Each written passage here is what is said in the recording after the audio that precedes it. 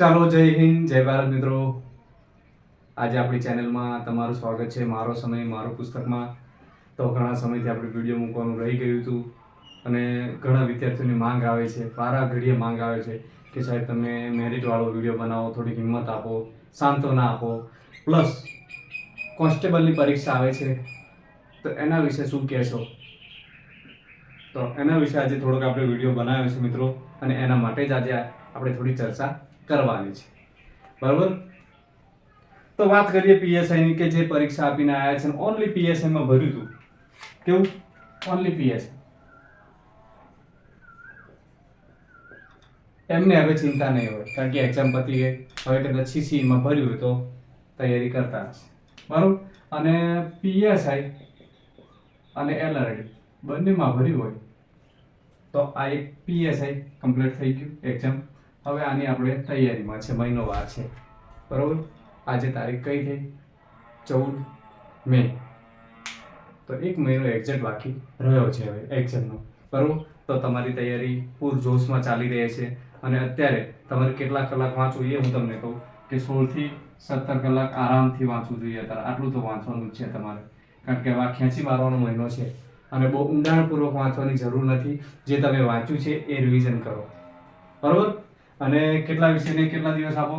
15 દિવસ ગણિત રીઝનિંગને આપો, 15 દિવસ બીજા બધા વિષયને આપી દો. બરાબર? 30 દિવસ બાકી રહ્યા હોય તો 15 દિવસ ગણિત રીઝનિંગ અને 15 દિવસમાં બંધારણ છે, કરંટ છે, ભૂગોળ છે, ઇતિહાસ છે, આવા વિષયોને તમે ફાળવી દો. અને અમુક વિષયો એવો કે એક જ દિવસમાં પતી જાય રિવિઝનમાં, એક દિવસમાં લેટ ગો થાય, તો એવું છે. અને ગણિત રીઝનિંગ એવો વિષય છે કે અમુક જે તમે આગળના પેપર જુઓ, ગઈ વર્ષનું કોન્સ્ટેબલ, કે કયા ચેપ્ટર પર વધારે ભાર મૂક્યો છે, તો એ ચેપ્ટર જોઈને 10-12 ચેપ્ટર કરી નાખો, આરામથી પાસ થઈ જશો. બરાબર? હવે વાત કરીએ આપણે પીએસઆઈ ના મેરિટની વાત કરવાની છે કે આ વખતે થોડુંક શામાં કેવડાવ્યું? કરંટમાં કેવડાવ્યું. કરંટ વાળું પ્લસ ઇતિહાસમાં કેવડાવ્યું થોડું ઘણું. મેન્સ સહેલું હતું. કઈ? લેખિત સહેલી હતી. લેખિતમાં વિષયોમાં નિબંધમાં એઆઈ પૂછ્યું હતું, સારું હતું. બરાબર? સરસ હતું, એ તો સરસ કહેવાય. પછી ગણિત રીતની ગણો, એ પણ સારું હતું. ખાલી જીકેમાં આ કરંટ જનરલ અવેરનેસમાં કરંટ અને ઇતિહાસનો થોડો પ્રશ્ન બનેલો. બરાબર? કારણ કે એવું થોડું ઘણું તો પેપર રહેવાનું મિત્રો, એટલે કોઈ મૂંઝાશો નહીં. તમારા જો 200 માર્કનું તમે આપ્યું શરૂઆતમાં, આ 200 અને 100 માર્ક. બરાબર? હવે મેરિટની વાત કરીએ છીએ, થોડી જોઈ લેજો આ બધું. આ 200 માંથી ગણિત રીઝનિંગમાંથી તમારે 85 આવવા જોઈએ, 85 થી 90. બરોબર? આટલા મિનિમમ હોવા જોઈએ જો મેરિટમાં આવવું હોય તો. બાકી પાસ થવું હોય, હું પાસ થઈ ગયો પીએસઆઈ, તમે પાસ કરી, જ્યારે પાસિંગ માર્ક લાવે એને કોઈ પ્રોબ્લેમ નથી. તો એને 40% આમાં 40% આમાં, બંનેમાં આમાં 80 માર્ક લાવો અને આમાં 40 માર્ક લાવો, 120 પાસ, તો તમે પાસ કરેલું ગણાય. પણ મેરિટમાં આવો નહીં. સમજ્યા? તો મેરિટમાં આવવા માટે તમારે ઓછામાં ઓછું, સોરી એ મેં થોડી ભૂલ કરી, 300 પાડવાના છે આપણે. આ 100 ગણિત રીતની, બરોબર? આ જીકેના 100 અને આ લેખિતના 100. બરોબર? આમાં કેટલા આપણે કીધા? 85 થી 90.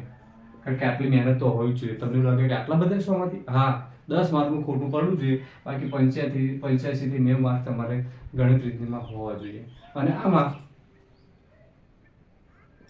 55 થી 60. બરોબર? 40 માર્કનું તમને ના આવડ્યું હોય, સમજ્યા આપણે, કે ઈ કરીને આવે વાંધો નહીં, પણ 55 થી 60 માર્ક તો તમારે હોવા જોઈએ. બરોબર? અને આમાં 45 થી 55, આટલું આમાં હોવું જોઈએ. સમજ્યા? તો તમારો મેળ પડે. શામાં? ફાઇનલ મેરિટમાં નામ આવવું હોય તો આટલા માર્ક સુધી છે. ઓછામાં ઓછા 85 ગણિત રીઝનિંગમાં, પછી જીકેમાં 55, ઓછામાં ઓછામાં, પછી લેખિતમાં 45, આટલા તો હોવા જોઈએ. તો જો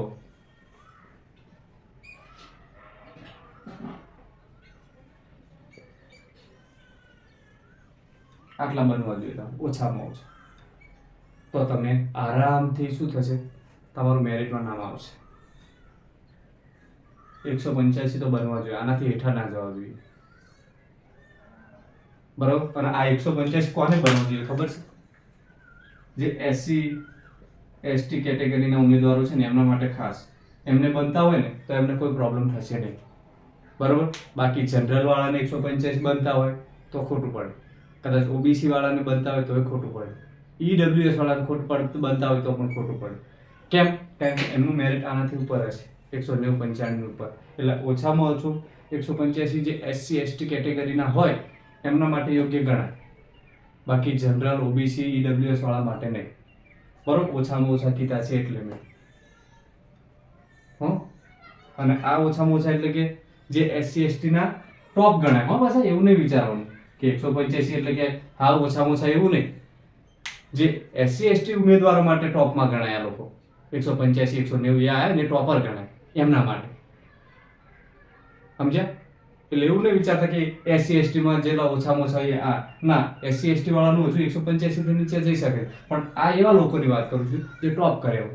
એટલે કે એમના લેવલમાં પહેલા નંબરમાં હોય. એસસી એસટી નું મેરિટ બનાવો છો કે ક્યાં અટકે છે તો સમજો કે અટક્યું 170 175 અટક્યું એસસી એસટી વાળા, તો આમના 185, તો આ લોકો તો ટોપ જ ગણાય.